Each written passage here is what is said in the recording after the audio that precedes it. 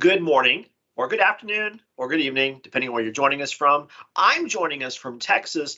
Dave, I see that you are back in your Colorado office, but I almost want to give you credit for dialing in from the state of Nevada and specifically Las Vegas, because that's where you spent all of last week. But before we go there, let's make sure that the rest of the map gets covered as well. Please feel free to chime in the comments. Tell us where you're from.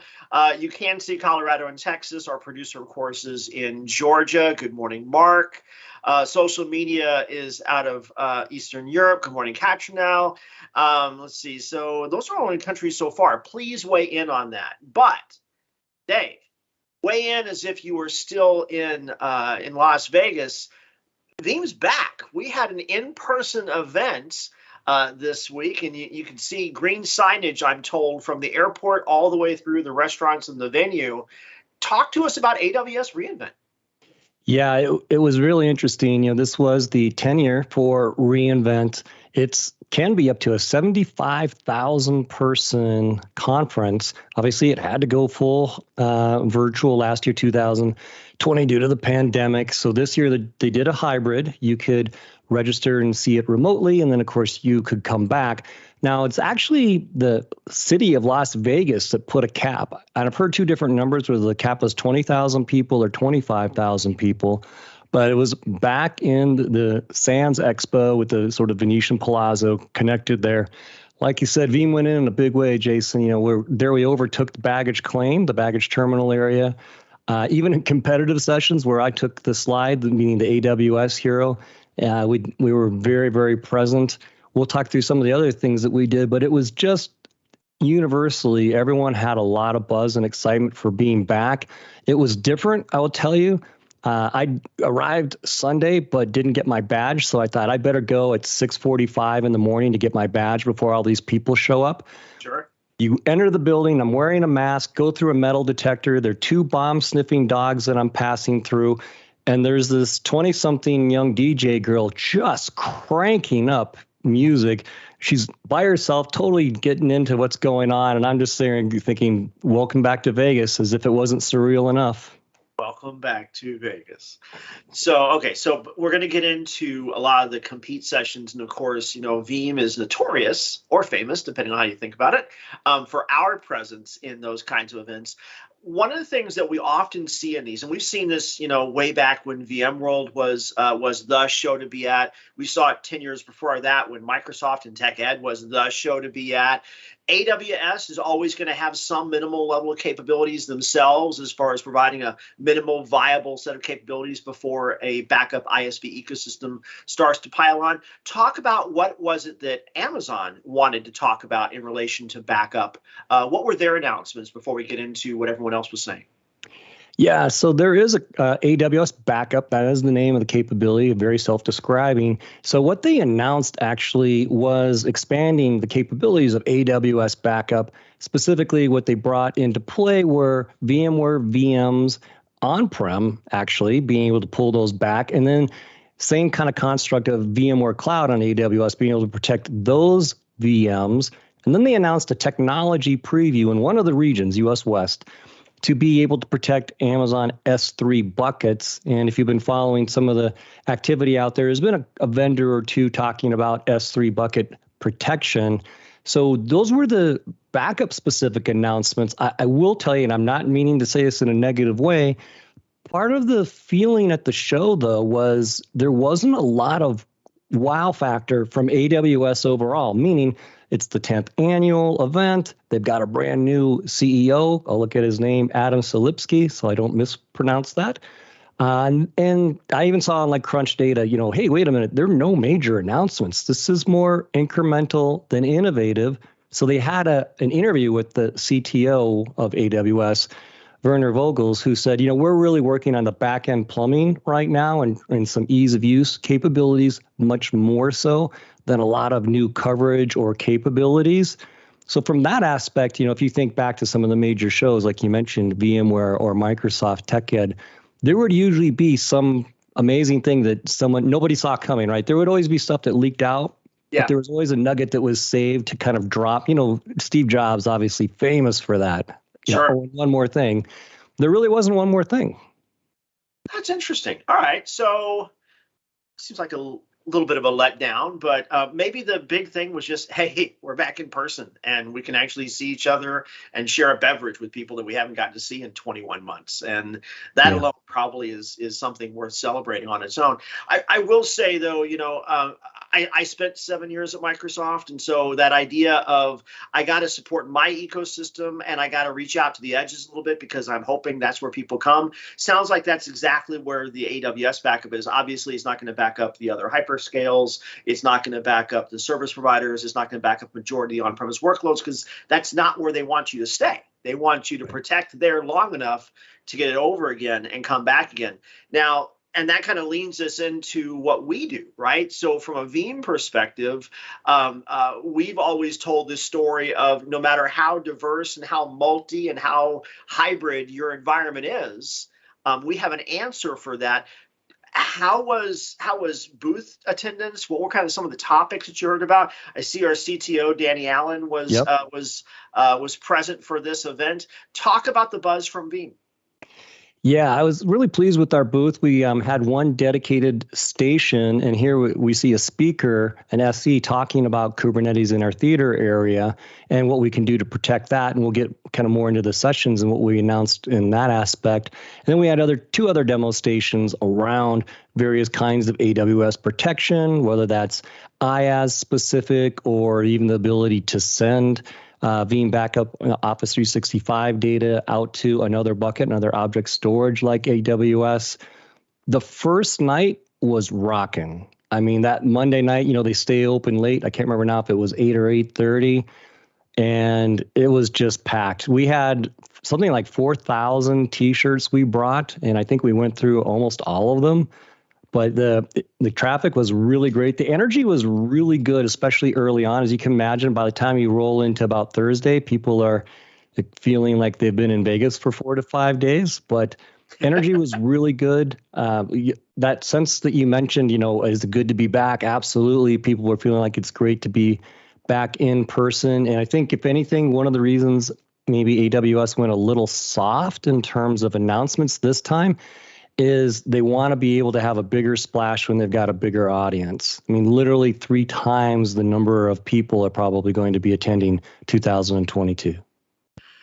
So Dave, okay, so 20,000, not as big as what we would have seen in 2019 and prior. And yet, it's fair to say that Vegas is arguably one of the most mixing pot, if you will, all those people in different areas coming together. Let's make sure, again, remind folks, please pile on to where you're from. Tell us where the mixing pot for today's call is going on. Now, mixing pot also has a different connotation when we talk about reInvent. Dave, the way that Veeam actually became so prolific within the virtualization space, one, we were purpose-built, right? Kind of like we also have a purpose-built solution for protecting Amazon hosted infrastructure. But also we recognize that the virtualization admin was different and they were disrupting the status quo. For our last several years, we put a huge amount of emphasis on enabling those cloud-savvy personas, those cloud-savvy admins that are out there. I imagine the first year Veeam was there, people were going, what is VM? Right? Is that the hype that we should see today? What were the personas walking around and what was their reaction? Yeah, it's a good point because that's why we had a couple different sessions. We did have 2 speaking sessions. One was kind of a little more traditional Veeam, meaning overall, how can Veeam support AWS? And we kind of talked through all the many different capabilities and ways we can point data there, protect data that's born into there. And then we had a very sort of cloud native discussion with Gaurav Rishi from Kasten and our own David Hill on the Office of the CTO team, really focused on that native experience of Kubernetes. And what you saw, and I'll even tell you, I went to many competitive sessions when I didn't have other business meetings, and you saw a couple different groups in the audience. You saw some cases the traditional infrastructure and operations people. In some cases, you saw a few of the traditional backup people. And then you also saw a lot of people that were just there to learn about how they could better leverage data. They were all about app dev first, born in the cloud versus lift and shift, in other words. So you did see people that had various views. And even when you went into certain backup sections, you could see people tuning in more when you talked about how this could help you refactor your application, and tuning out more when you maybe talked about cyber, and vice versa. Some people really tuned in to ransomware. I think it's okay. So ransomware is still the meta theme of the day. I think that's kind of interesting in its own right, thinking about the fact that, at the end of the day, servers are still servers, whether they're cloud hosted or not. Data sets are still data sets, whether they are cloud hosted or not. That maybe leans into more, are we seeing a more mature perspective that hybrid and cloud hosted is just another platform to run on? Is that fair to kind of blend in? I think it's a fair takeaway. I definitely think a good portion of the people there felt a lot like what we saw early on in VMworld, meaning we're pioneers, we're doing something that's completely different than what anyone else has done in the past. But ultimately, it's the same business challenges that have to get solved, in this case, resiliency or cyber resiliency. So that context was a little bit interesting, but it's definitely safe to say highly mainstream. I know we've heard from a couple of folks, especially on the Kasten team. Veeam, do you want to keep messaging how you can help people move to the cloud? Because we're talking to people where they're still on that journey. Depending on where you sit, this sounds like something that's a half a decade old, or at least certainly multiple years behind you. Got it. By the way, I gotta, you gave props to, if we go back to that session slide for a second, we saw David Hill, one of the folks from the strategy team, Gower from Kasten. Is that Dustin Albertson on that left-hand side? Because Dustin has been paving the way for cloud-based data protection for more years than I want to admit. Yeah, good call out, and bad on me for not mentioning that is Dustin Albertson there in the black shirt over on the left-hand slide, and that's with Eric Ellenberg as well. He's co-presenting with, and then during a portion of this, I didn't capture that in this particular photo, but we had someone from Amazon come on stage just to kind of double down on, hey, all the things that Veeam are saying that they can do and the services that Veeam can exploit from an AWS perspective, that, that is reality, in other words. So I love the fact that even though out of the 4,600 people that we have here at Veeam, we have a lot of people that live and breathe that highly virtualized data center. But we wouldn't be on the front edge of some of these technologies without some of the diverse subject matter experts that we bring in for events like reInvent along the way. Now, as I recall, Dustin's from South Carolina, so we should give some props there. Let's go ahead and check out the map and see where else folks are from. So is that not Illinois, Indiana? Had to squint a little bit for that. So Indiana's in the house, South Carolina. Dustin's probably cloning for his 1 minute of fame. That's why we got him checked on green for there. What else we got over in the old world? So Spain is in the house. Slovakia. I don't get Slovakia very often, so that's awesome. Awesome. And then what do we got? Brazil. Yes. Whenever a large portion turns green, it makes me happy, especially when they know how to do a good piece of meat and wine. Always a prop there. And Australia, our friends down under, are in the house this morning. So yeah, keep turning the world green little by little, if you will. Okay, so we've covered the sessions, right? So anything you want to kind of mention from the compete sessions? I'm sure all those compete sessions, they were standing room only and lots of engaged speakers, and the audience was just asking for autographs. I mean, is that kind of how the compete sessions went? Nailed it. No, actually, without naming names and obviously being very respectful, it was interesting to see the variance or the difference. Some people told their story incredibly well. Some people didn't tell their story as well. Some people had technical difficulties. Some people literally didn't plan. They rolled in with a 7.5 minute demo and said, I have to fast forward to the minute where I really want to show it to you. And then, by the way, a few minutes from now, I've got another 5.5 minute demo, and we're going to forward this to the portion that I want to show you. I will tell you, our boss, our chief technology officer at Veeam, that would be a bad after session meeting if we did that. Put it mildly. But it was interesting because a few people chose to use the NIST cybersecurity framework as a methodology to be able to present some of their ransomware capabilities. And we've done that too at Veeam, but our co-founder has told us maybe go easy on that, because the point shouldn't be to fully explain what this framework is. It should be to describe what are the benefits. And I will tell you, Jason, I was thinking the opposite. I was like, no, this makes sense. It's very logical. That's why it's a framework and we can fit into that. That story works great if you spent like weeks reading white papers from NIST, if you've got a background in other words. So Sure. it's very interesting to see two competitors try to use NIST as a way to, as an organizing principle. In one case, I don't think it was too bad. And I thought the presentation honestly was brilliant. I thought it looked great. Unfortunately, she had some technical problems through no fault of her own. It turns out another room was interfering, the slide advancer, so her slides were moving on her. But it was interesting because I could see some people in the audience, they weren't understanding how this plugged together because they didn't roll in, with having that cybersecurity framework knowledge. Sure. In the other case, it just became a grab bag. Okay, if this is NIST and the 5 components of the framework, I am now going to have slides with a zillion things on there. And if you didn't know better, you'd think all those things were done by their backup product. If you did know better, you'd realize, oh, that's about 7 products underneath the covers that are at play here. The other quick thing I'll tell you from a competitive perspective is they also had sessions in the theater area in the expo hall, and they had 2 backup ones back to back. So I walked over for both, one around Kubernetes, standing room only, people into it. People looked young. People looked like they're probably more of the DevOps type.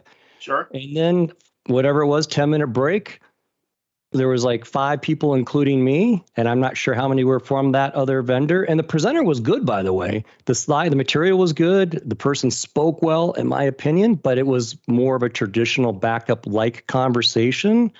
So going back to your persona, who's there and what do they want to hear? That's a good takeaway. It's not that you can't come and talk about backup software, because if you looked up at the expo, kind of like VMworld, you could see a lot of different backup logos up there. Yep. It's the story that you're telling or how you're telling it. Yeah. Now, and Dave, you and I have both spent, 30 plus years, a lot of those years on stages and in breakout rooms over time.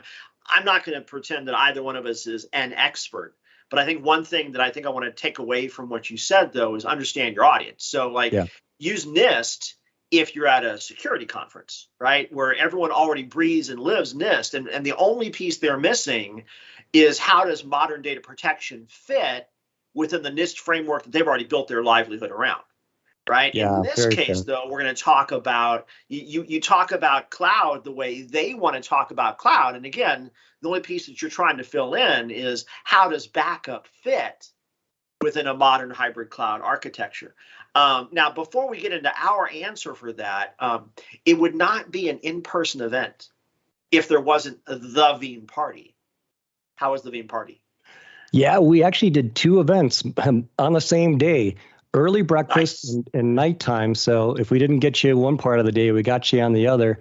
On the kind of right-hand side here was our breakfast, which we did sponsored with Cloud Native Data Management, or as my backpack says, CNDM Day. And it was kind of an Ask Me Anything. It wasn't just Veeam. We invited other friends and family. And at the bottom, there's our Michael Cade chatting about some specific things. And then over on the kind of the middle and the left-hand side, we hosted a multi-hour event. You can see lots of swag. We even had these claw machines where you could get out these little backup superheroes. We had people walking around in green suits, which I got to tell you, after a few drinks, that got pretty interesting on the eyes. But hors d'oeuvres abound, good attendance, and a lot, again, just the enthusiasm. What it reminded me of, here's a weird analogy. I'm not even a big baseball fan, but it got moved to my town, meaning Denver, the All-Star game. So I went to it, and people were just happy to be out. People were just happy to be at an event. And that's exactly what this reminded me of. The level of enthusiasm, appreciation, and genuine interest is a lot higher than I'm used to seeing at these big trade shows. Yeah, I remember those days when we said, do we have to go for one more conference? Do we have to go to one more event? And I remember the strategy team members from CTO's office all going, we get to go to a conference. We get to go to an event. All right. And the reason that we got to go to the event is because we have really cool stuff to talk about. You ready to talk about what Veeam's tech was for this conference? Yeah, let me reverse roles and tee you up. We've been doing a lot of things with AWS for some time. Maybe kind of give us, before we go into some deeper detail, kind of the smorgasbord view of all that? Well, I think the short answer is, we kind of leaned into this a little bit earlier in the session, is this is purpose built for Amazon. The difference is it didn't come from zero. We didn't build it from scratch. So it builds on a lot of the framework and the best of breed technologies that made Veeam just as disruptive when virtualization was coming into the fray. And now here we are in a hyperscale world. Some of the key tenets are around this idea of set it and forget it, right? So there has never been an IT administrator who said, I want to go and check my backups every day, right? I don't want to go babysit this. I want to create policies, and I want to know that everything's protected, and then just tell me when it's not. And by the way, make sure that's actionable so I can actually do something with it afterwards. That's set it and forget it. Certainly from a fast and flexible perspective, we want to make sure that we're leveraging cloud a smart way, right? So being able to use multiple tiers of Amazon storage in order to be able to hold that, which kind of leads us right into cloud, cost optimization. When was the last time that you had a backup technology that actually said, hey, depending on how you tweak these dials and push these buttons, we're going to tell you exactly how much it costs. You can't even get that on the production side of the cloud, but we're going to tell you how much protection costs. Some of the other key things that have been part of our conversation with not only cloud administrators, but also with those IT generalists and with the C-level leadership that are responsible for both, is making sure you have greater security. And so one of the ways we do that is by always advocating separate levels of credentials for the production environment versus the protection environment. We're seeing a lot of cyber attacks where they're going after the data protection infrastructure. And so what can we do to completely isolate that while still being within that same cloud framework, which gives us a lot of agility for recovery? Now that's four of the mix. I could bring up, for one platform, yes, it's managed by Veeam Backup and Replication. And oh, by the way, from a cloud mobility perspective, Dave, one of the things I know you always like to talk about is that universal format for how we store the data. I can protect a physical box and restore it into Amazon. We call that migration. Right? You can protect from virtual and then bring it up to the cloud or back again, depending on whether you need to repatriate or not. And that's the rest of that platform stack. There's a lot to talk about, whether you are an IaaS admin or a traditional IT generalist. That's what we were talking about. How did that land with the folks on the show floor and in those sessions? Yeah, I think because of these many different use cases, there was kind of something for everyone. Meaning, if you're a DevOps Jane, we could have a data reuse story. We could have an application migration, a cloud mobility conversation. If you were a protection person, we could talk about, okay, let's talk about how you protect and why you protect. To your point about, do you have policy? Is it built? Is it a lift and shift platform, or was it built purposely for this environment? Which probably brings us into our next one. Now, Jason, Veeam has always liked to say simple, flexible, reliable, and now powerful. But that flexible, there are ways to implement, and we don't prescribe that, do we? We don't. So let's roll the clock back and talk about that vAdmin the same way we talk about the IaaS admin. If for those folks that went to reInvent and they live and breathe Amazon hosted infrastructure, and that is their entire source of life and satisfaction, look on that left hand side. To be able to protect EC2, RDS, EFS, to write that to be able to go to both S3 and to Glacier. All of that is a wholly confined solution just for them, from them, right? And oh, by the way, you could also restore those VMs that you protected from Amazon. You could restore them into Google if you needed to. You could restore them to Azure on a bet on a Friday, that kind of thing. You can even pull them back down on-prem. Right. So certainly that's the standalone solution that's out there. The other way to think about it, though, is more and more kind of like we saw the maturation of the IT market, where the vAdmin was not an island unto themselves. And little by little, virtualization, as it became mainstream, you started thinking about virtualization as just another platform to be managed and to facilitate and deliver IT from. That's what you see on the right-hand side, where Veeam's core product, Veeam Backup and Replication on-prem, we can provision protection of each of these workloads. We can protect all three, Amazon and the other hyperscale clouds that want to be Amazon, and even move workloads back and forth in between. I love this story. I love the capabilities that are coming out of this. And Dave, we should probably also give a hat tip to Sam Nichols, who's leading the marketing and awareness initiatives. That's really been driving why so many people are aware of our impact and our capabilities for the Amazon platform. Yeah, well, very well said. And it would be remiss if we didn't also speak in detail about what Caston's doing. They made an announcement there, Kubernetes native. Maybe a little chat on that as well.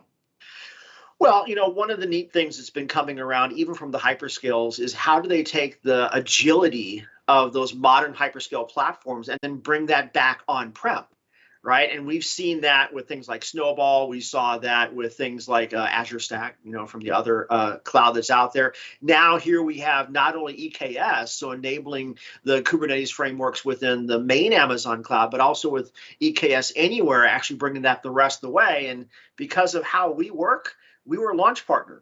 We'll back up your Kubernetes wherever you put it, including not only the fact of traditional Amazon EKS, but also the EKS Anywhere on-premises platform as well. So again, to us, it's data. And wherever you're putting your data that makes the most sense for your organization, we're going to back it up right there. And, oh, by the way, make it portable. Yeah, and speaking of Sam Nichols and David Hill. David Hill was one of the speakers here at the Caston session. They're hosting an activity this Friday, managing AWS in a multi-cloud era. One of the interesting things is there's a few ways you could look at multi-cloud and multi-cluster. I'll throw that one in there. We, Veeam, of course, Jason, we think about multi-cloud meaning potentially multiple hyperscalers. Right. Not every hyperscaler likes to think about it in that context, unless you're migrating from and to them. But multi-cluster and multi-cloud, exactly your point. At some point, this becomes not individual little islands like a VM admin eventually, started and then eventually became more mainstream. This just becomes the way your business functions, and you can't treat them like the island of toys anymore. It has to be unified. You can. And in fact, for those that haven't downloaded our data protection trends report for 2021, in there we saw for the second year in a row the dilution of physical and virtual and the rapid adoption of hyperscale cloud and hosting platforms as the future. We expect that by 2022, over half of all production servers will be cloud hosted and not run within the data center. That does not spell the demise of the data center. It simply means that most organizations are recognizing that cloud first is not disruptive. It's mainstream and it's responsible. And I think that's why events like reInvent are so important for so many folks. Now we got 2 minutes left. Dave, what do you have next on your calendar, my friend? Yeah, so interestingly enough, launching today, and if it was a physical event, it would be in Vegas at the exact same venue. And it's been that way for a number of years. The week before was AWS reInvent, and the week after that was a Gartner event later called Infrastructure Operations and Cloud Strategies. It used to be called the Data Center Conference. But Michael Cade and I, Michael was on one of the earlier pictures. He leads our charge as a technologist in the Kubernetes containers world. He and I are doing 5 top considerations regarding cloud native data management. That's tomorrow. And we'll walk you through a couple of interesting things about what's a little bit the same and what's a little bit different in that kind of environment. And then a quick reminder, I mentioned it just in passing, but we'll double down on managing cloud and multi-cloud with David Hill and Sam Nichols this Friday. So I think that's most of our time. We did actually cover some other data around AWS reInvent and actually that idea of cloud hosting. If you look in the cloud protection trends report from Veeam, we got a whole sections on the personas involved in protecting cloud hosted infrastructure, the mechanisms anticipated for cloud hosted infrastructure, et cetera. That might make some light reading as all the debriefs and unwinds are coming out for the AWS reInvent event. Until then, Dave, as always, welcome back. Thanks for coming back. And for everyone at home, thanks for watching. Thank you.